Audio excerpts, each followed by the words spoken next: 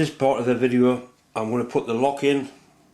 As a cam lock goes in there, which locks the mandrel, stops it turning when you're actually using it to machine things. I've mounted it in the milling machine, mounted it loosely. What I've done, I've left my two dowels in, which means I can put the two dowels up against the side of the slot, which is going to mean the bore will be held dead parallel with the milling machine bed. Snip them two up. Snip them two up.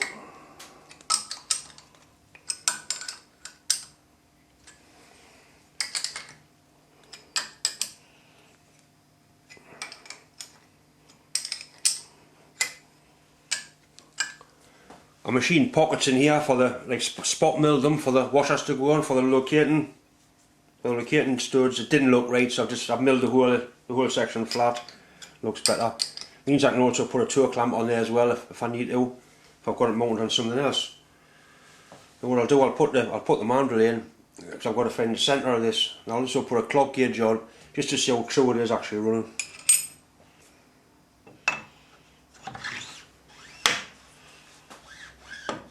Nice fit, I really like it.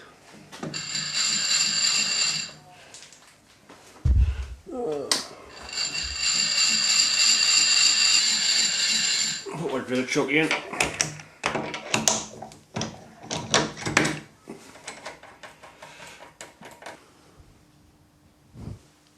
Right, I've got a clip clock is mounted on centre height in the bar.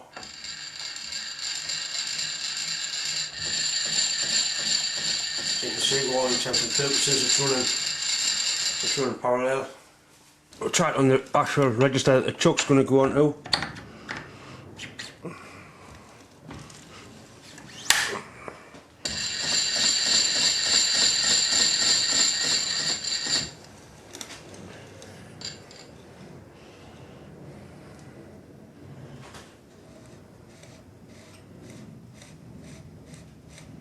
Pretty good.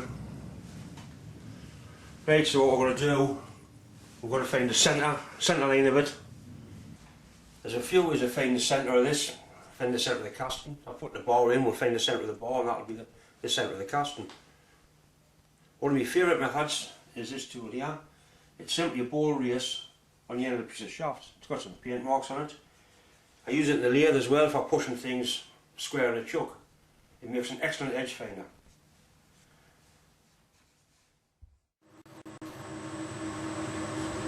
Got the same tool mounted in the lathe. Machine the thrust washer. You can see it's in the chuck, it's got the wobbles. Simply fits the bearing in so it touches. Turn it like that and it pushes it. Now it's running dead true. I'll put a clock on there, but you don't need to. You can see how true it's running. Just in case of nipping it up.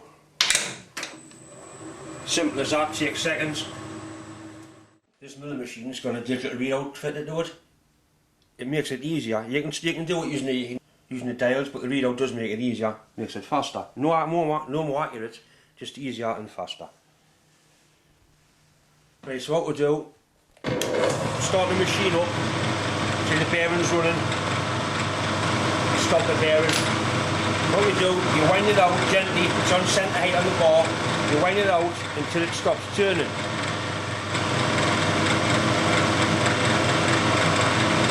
Just stop the touch there.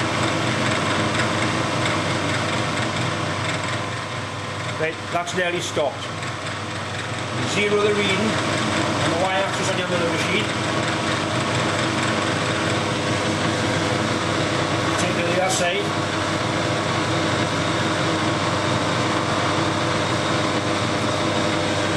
Down at the centre height. Once again, wind it nice and gently. More gently than that. Tail. It's just going there, just touching. Stop the machine. Right, now our y-axis says 60.22 mil. Half of that is 30.1. So we'll bring that up. So it was zeroed on one side, the other side's set at 60.22. So if we wind that back to 30.1,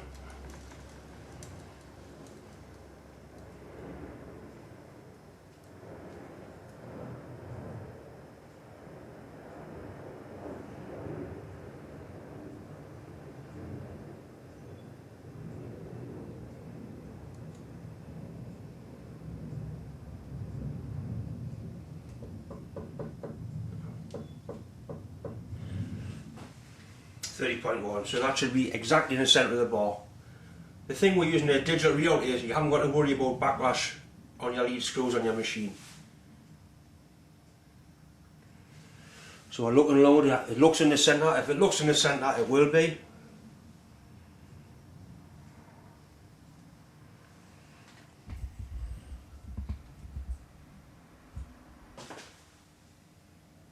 Right, so we can safely say that's the centre.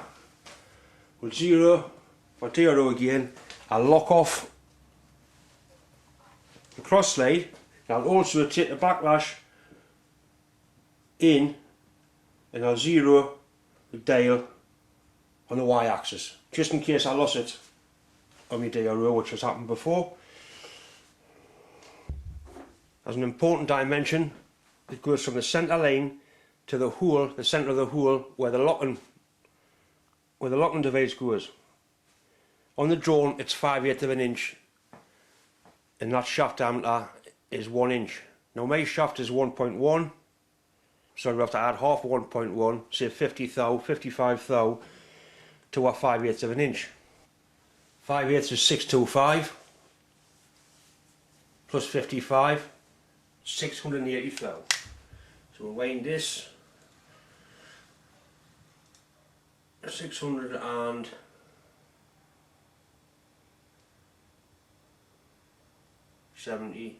680. There, tenths. Right, 680. Right, we've got a centre drill in. I've checked it with a ruler. Looks good. Spot it with a centre drill.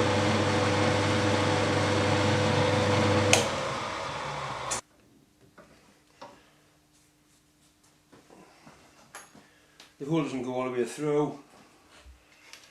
We can go down 2.5 inches quite safely. Lock that quill off. Just touch in there so I can zero the Z axis on the DRO or on inches. On the bottom of there, 2.5 inches, no problem. Right, so we'll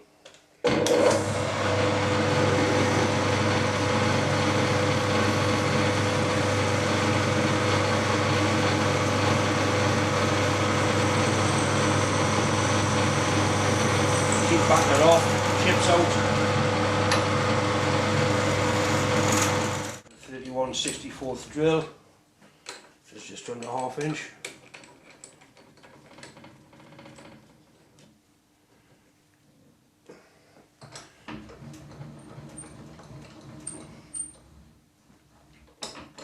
Again, we'll zero our Z axis. We'll slow it down a bit. Slow it down a lot, but some of that bastard. Bit of squirty shite.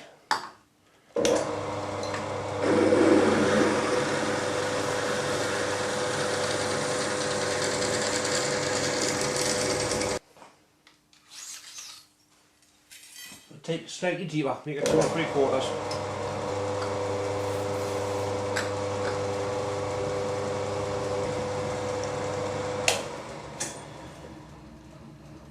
We've got a 1/2 inch reamer. It's taper shank reamer, so we'll have to put some taper shank tackle in. Orient the motor damper, goes in first.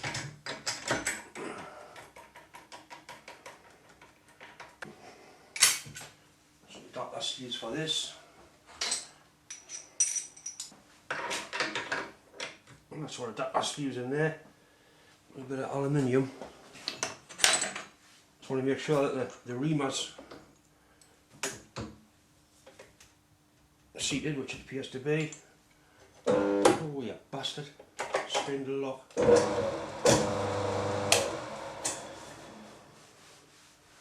And we'll try it at that sort of speed. What I'm going to do, I'm going to feed the reamer in with a quill. Get a better feel for it. And pack it off, bit of lubricant.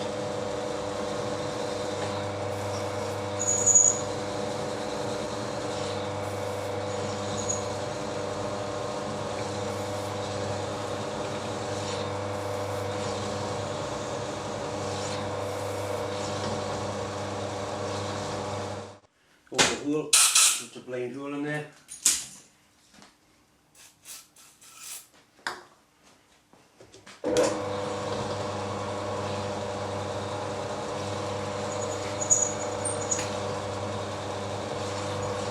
Yeah, that's the bottom of the hole there. And this is where putting the riser block in the middle made a massive difference. Got a bit of 1/2-inch silver steel, 1/2-inch drill rod. That's what we're going to use for the lock. That's lovely, nice fit. What reamers are for. You can get away with a drill fit, but I've got a reamer, might as well use it.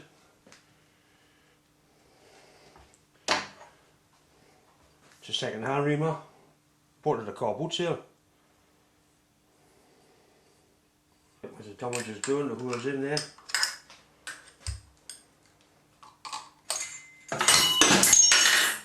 Bastard.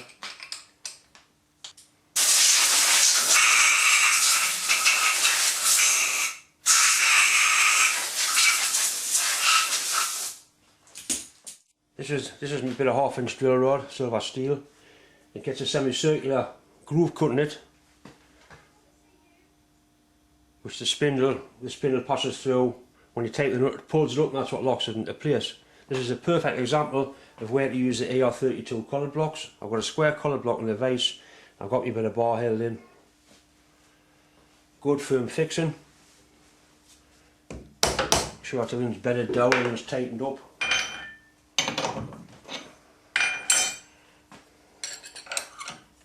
Got a big milling cutter in. I'll lock the table off.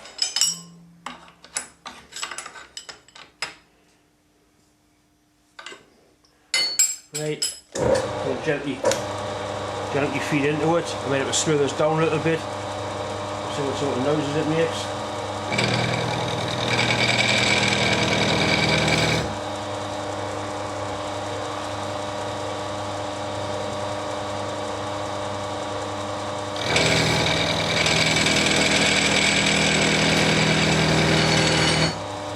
I think I'll be slowing it down a bit. The cutter's not the best in the world, but it's the only one I've got. Right, we'll slow this down. I pinched a little bit of cooling water off the lathe. Just drummed a little bit on with a squeezy bottle.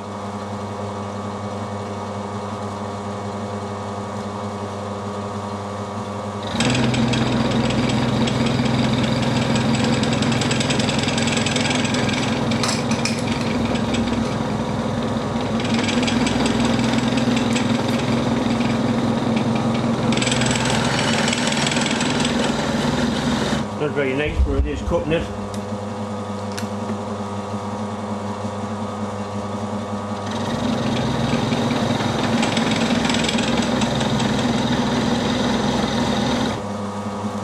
Try it up, maybe a better part of the cutter up there.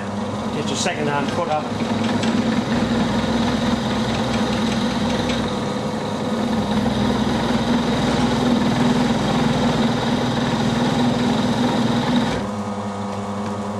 Put a support on that end of the rod, but it's doing the job.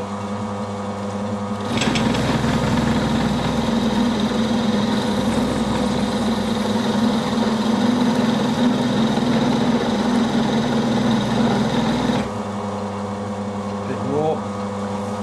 It's going to go about halfway through. It's actually cutting better once you give it a bit of work to do. It's better with the fluid coolant on it.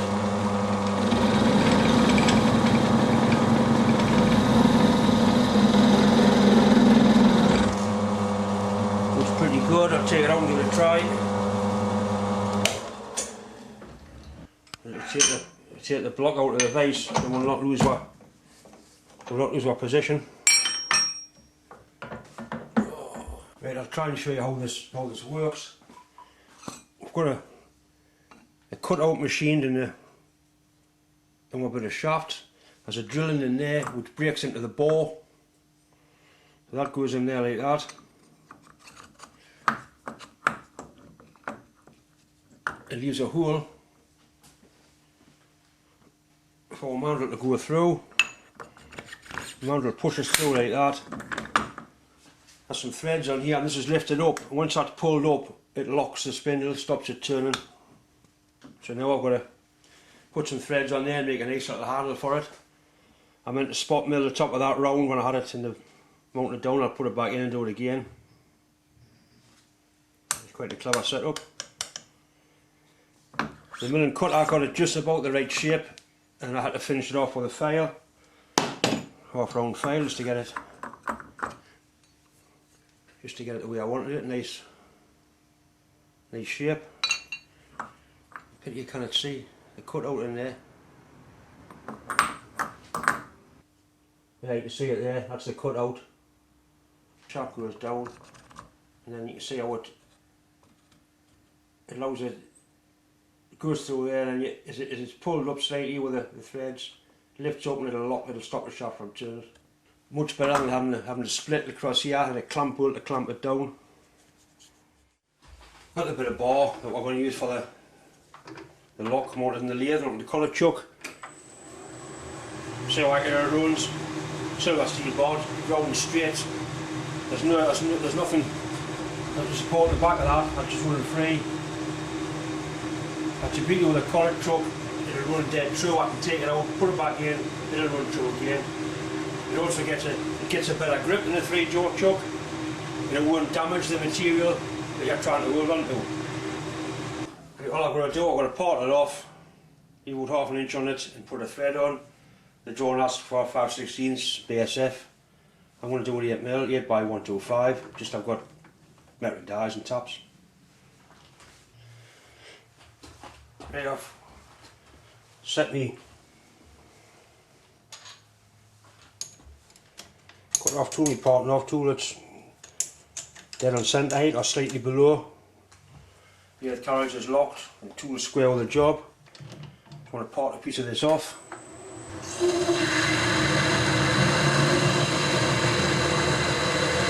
Right, I've parted off. All I want to do now is take the reduce the diameter of the bar down.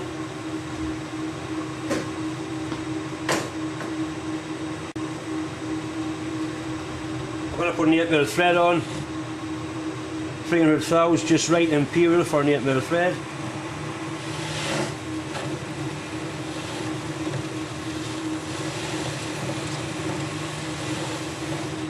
Machine's nice, this stuff, silver steel. You can also harden it as well. Using a finishing tool to take this down, I'll be better off putting a roughing tool in, but for what we're going to take of it. I'm getting somewhere near there now. This cut and we'll have a measure.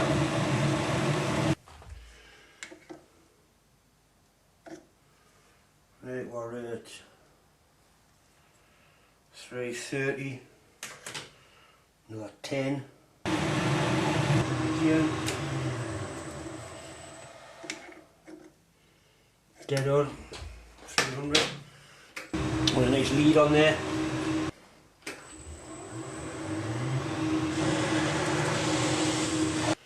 A few ways of doing things. I've got a tailstock die holder for round dies, but my round 8mm dies aren't very good. This is a hexi die I use at work. These are good, very good.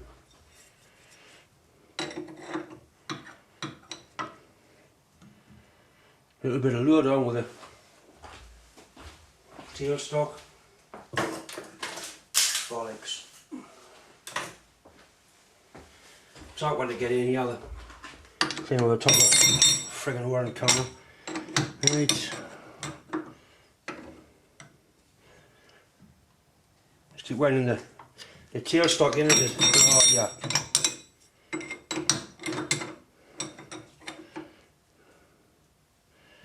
Keep a bit of weight on the tailstock as the threads are cutting. All it's doing is keeping the die nice and straight. A little bit of cutting oil won't hurt.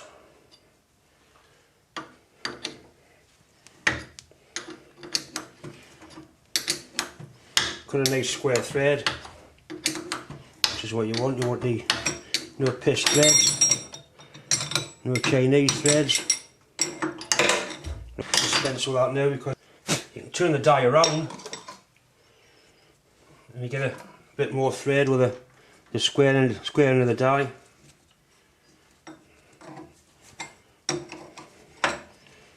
You could screw cut it, but it's a cloth the side of the screw cut, just this.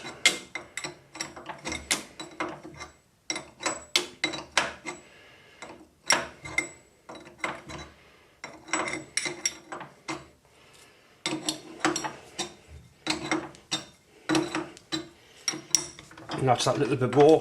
So now I'll link up to the shoulder with a nice thread. Somebody asked how I burnt my hand. I burnt it changing an oil filter on a hot exhaust manifold. I burnt it because I'm a clumsy bastard.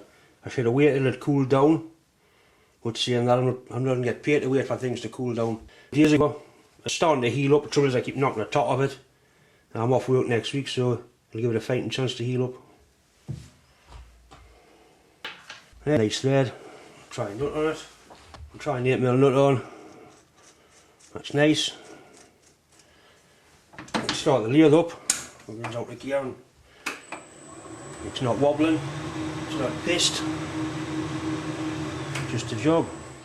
Yeah, I've assembled it with just a nut and a washer on top of it. If you proper handle, you see its feet revolve there.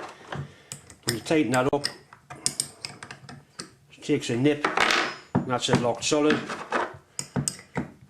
Loosen it off, free to turn. Much better than having a split through there and a clamp. Take a tailstock type clamp on the rear of that. Very pleased indeed with that.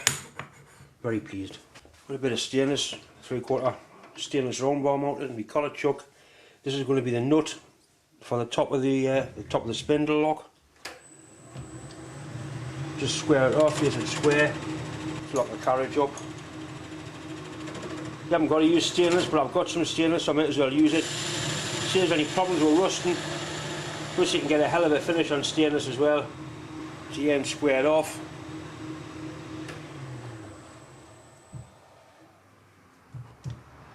Just take a light cut on it, light cut off the face of it.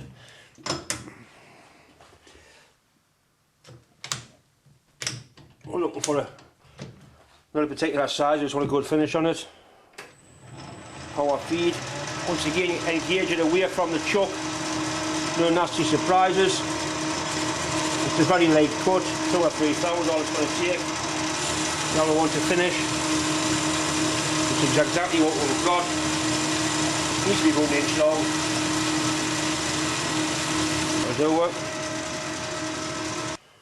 Put a 45-degree tool in, break that edge because that is like a razor blade.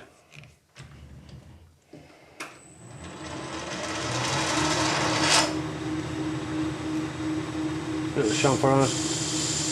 That's all it takes. Looks better. It's a lot safer as well. Right, we need to drill and tap that. 8mm. Centre drill first, nice and gently.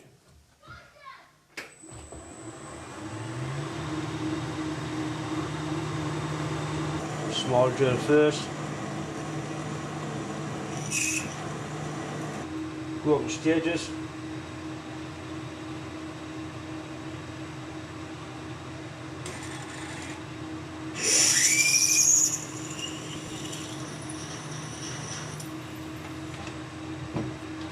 Right, we've got our tapping drill now.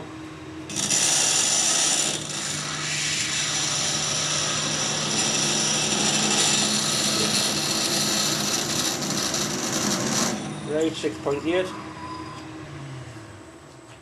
I like these machine taps, screw them straight in, no backing off. I use this stuff for stainless, excellent. Problem with a lot of these taps are machine taps, I haven't got a centre hole in the end. What you can do, you can make a reverse centre, like a cup. Something to hold a square with. Somebody using your chuck like that. That's going to keep the tap nice and square with the job. There's a job where you need 3 hands. Just a little bit of gentle weight on the tailstock to get it started.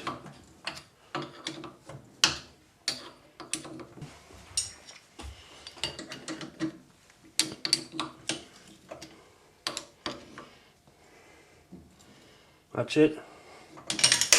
Bottom of the hole.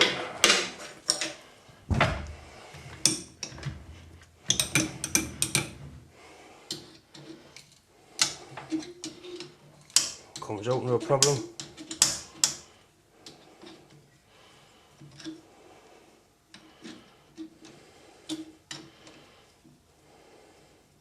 That screws on top of there.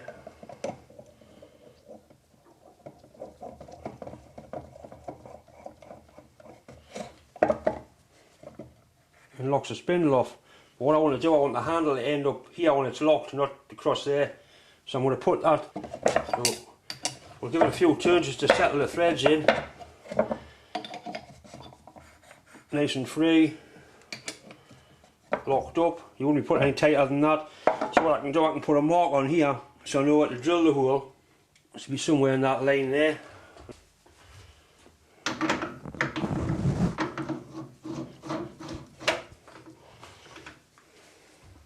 Right, 1¾ of an inch,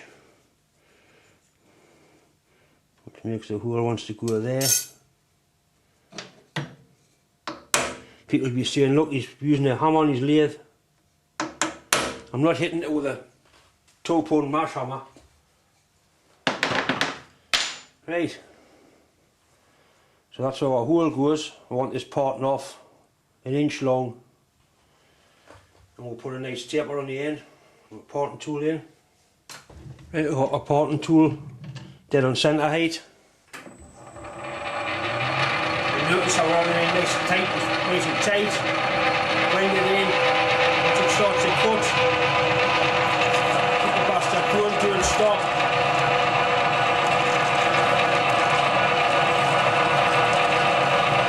Right, we've got it parted off, and once the end's squaring up, I want a good finish on here, so I've got the lathe running flat out. Carriage locked, blade cut, couple of thou, just feed it in nice and gently by hand.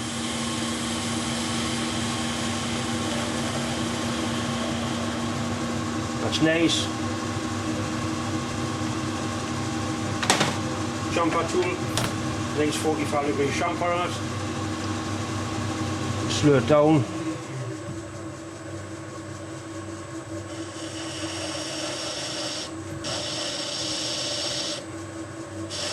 Nice deep chamfer, so we don't cut our fingers.